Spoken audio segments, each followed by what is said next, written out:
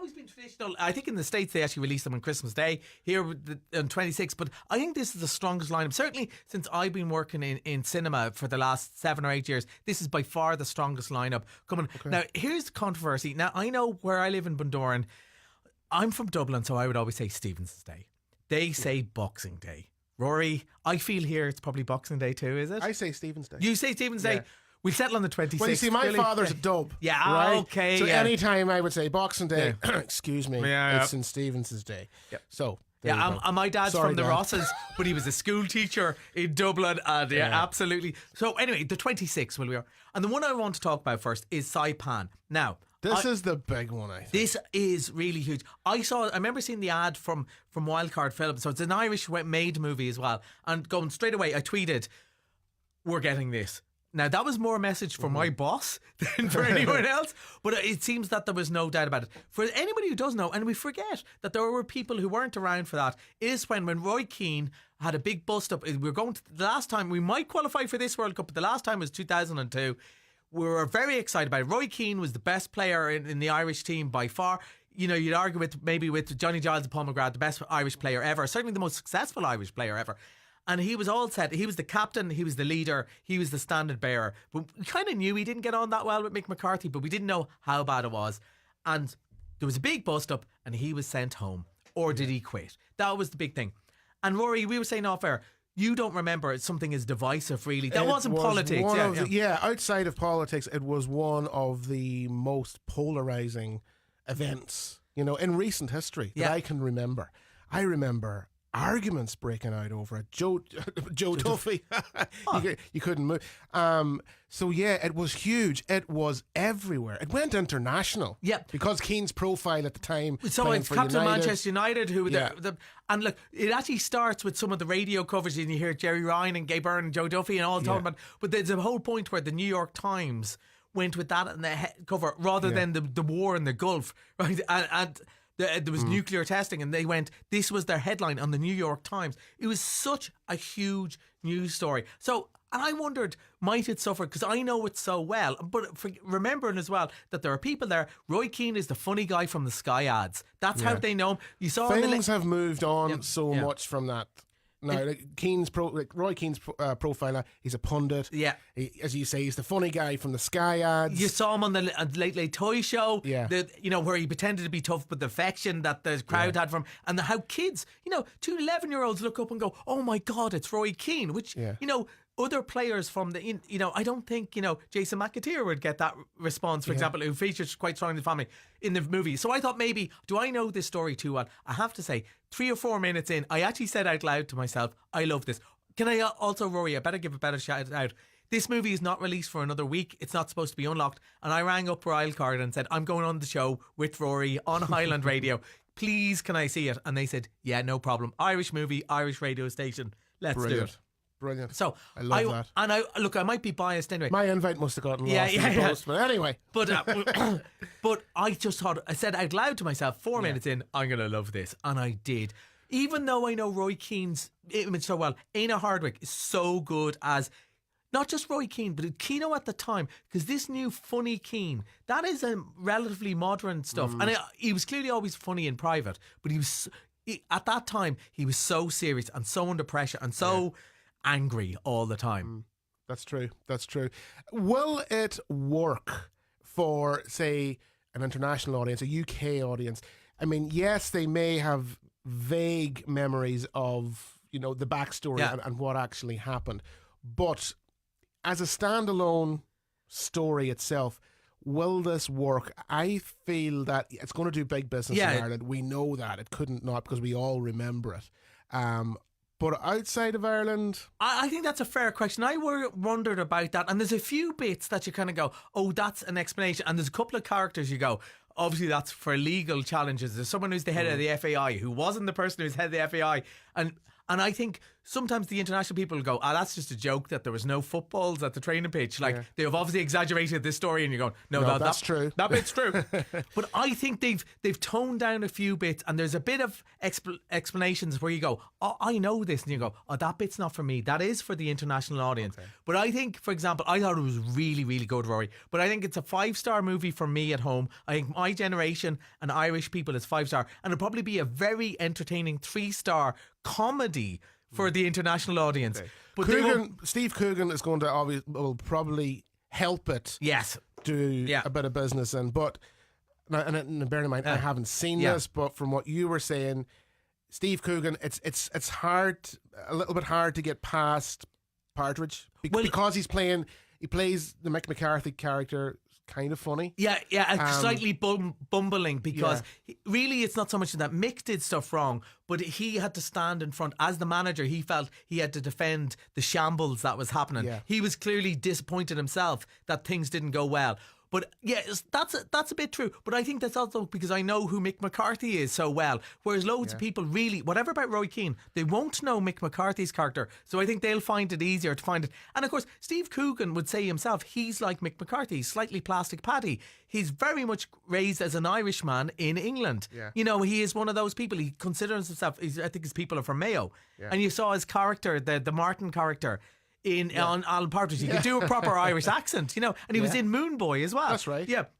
So he can do that. And I think a lot of people would be a bit upset. So many of us who have, you know, generations of cousins and stuff who grew up in the UK who consider themselves Irish, you know, some of that stuff, it comes up, and that's quite serious. And I think people will find that, and people will have sympathy for Mick McCarthy who were very much on Roy Keane's side, and people who are very much on Mick McCarthy's side, I think, will have sympathy for Roy Keane. Are you going to? Is anyone going to come out of this movie and go, okay, now I know what happened. I am firmly on the side now of Roy Keane, and firmly on the side of Mick McCarthy? Or are you going to come out of this movie the same as you went in? I think is it going to change anybody's mind? But I think you're going to say, God's sake, if they only could have sat down and talked. Yeah. And there's one or two serious bits where Roy Keane more or less says, I'm struggling. And you'd like to think in 2025 a manager would have said, let me help. Well, I suppose we go back to, you know, what if, because cast your mind back to the 2002 World Cup. It wasn't a great World Cup. We would have got to the final. We could have, well, maybe not the final, but, you know, we could have gone. Yeah, we could have gone a lot of the distance. And who knows, did that maybe solidify the team together and they actually performed better because Roy Keane left?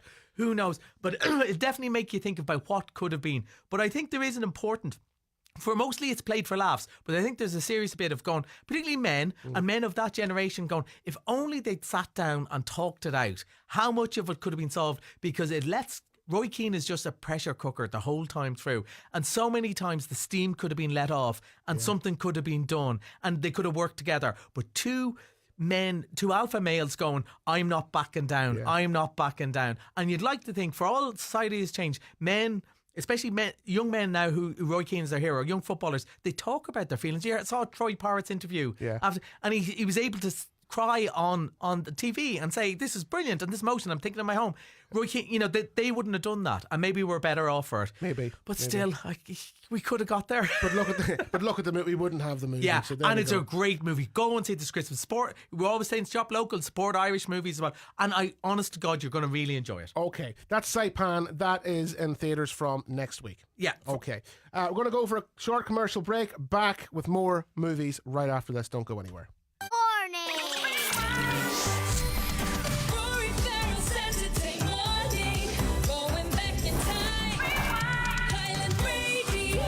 Very welcome back into the programme. It's Rory with you until 12 midday. Collie McFadden is here with me in studio. We're talking movies. Before we got into the cinema stuff, we were talking about our favourite Christmas movies. A listener has said The Bishop's Wife is a beautiful Christmas movie. I've only seen it recently and watched it 3 times already. Oh, fantastic. Just lovely, black and white and pure magic, a bit like It's a Wonderful Life. You know, I haven't seen that in 100 years. I did see the remake with Whitney Houston, which is Preacher's Wife, but I remember the original being so much better. I'm going to watch that this Christmas. Thanks, B. There you go. Yeah. There you go.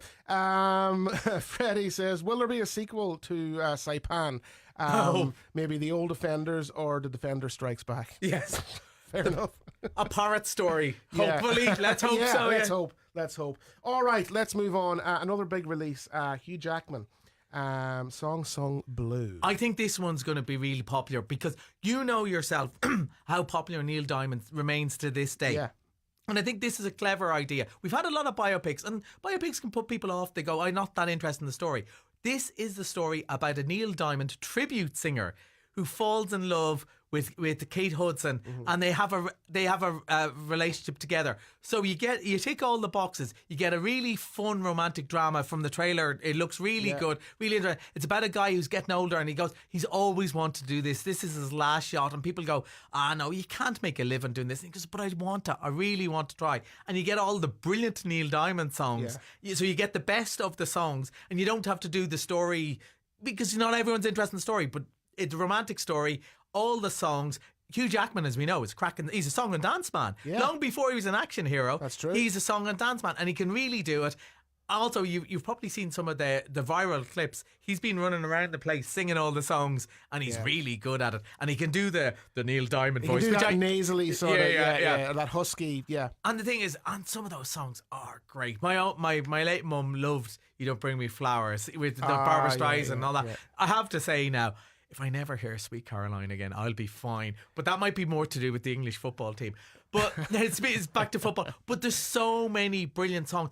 As a matter of fact, another song I don't particularly care for when they do it is Red Red Wine. But Neil Diamond's version.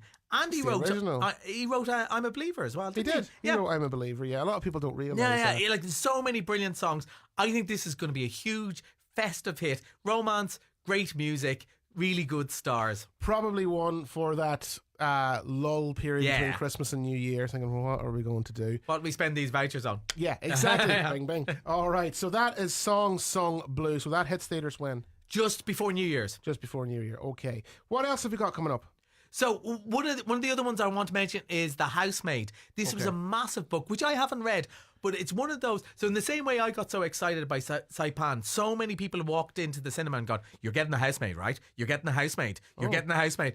And this is a hugely popular book. It's Sydney Sweeney and Amanda Seyfried. They hire this housemaid. Everything looks dreamy. Looks like the perfect family. Things go wrong. But I think it's not. It's more in a sort of campy way as well as everything else. We had schools in the cinema all week, and all the teachers kept on coming up to me and going, "When is this show?" And I can't wait to see it. And I think this is one that it will appeal more to women, and so many women are really busy over the Christmas period. In a couple of days, when it comes to kind of Nullag na Ma and even earlier, this is what they're going to go, right, everyone's fed, everyone's watered, I've done the trips, we helped Santa put the bike together and all that sort of stuff. It's my time.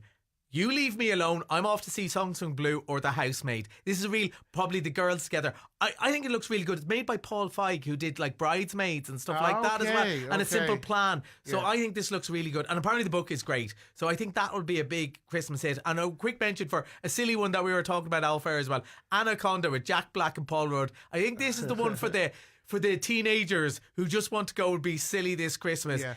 Anaconda with J-Lo wasn't a great movie. It's about guys who go back to remake the movie as kind of taking the mickey out of it, and then they're attacked by anacondas. So it's a movie within a movie type thing? Yeah, it's for people who like Tropic Thunder, that sort of stuff. Okay. It's jokes about movies. That looks good, silly. I've eaten too much chocolate fun. But I think The Housemaid, Song Sung Blue, Saipan and Anaconda, and that's just coming up to the start of January where we get Marty Supreme. Then we're going to get Hamnet. So many big new movies coming out in 2026. We'll have to have a whole special in January just about we're the film. going to have a lot to talk about in January. Toy Story 5, Avengers, Spider-Man, all this sort of stuff.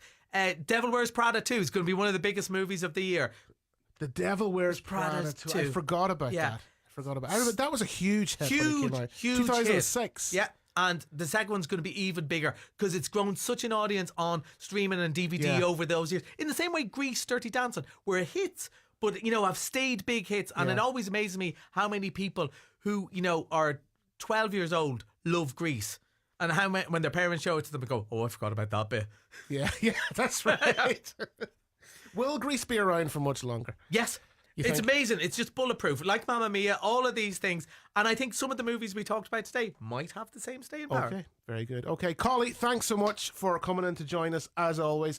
And thanks so much for the lovely gift. I love it. I'm going to wear that tonight. Merry Christmas, everyone. Thanks so much for a great year. We will talk to you in the new year. Plenty to talk about by the signs of it. And that's where we wrap things up for another Saturday morning. And thanks everyone who got in touch with the programme, with the requests, dedications, the wonderful suggestions for music. Thanks to Roisin for her help on the programme as well.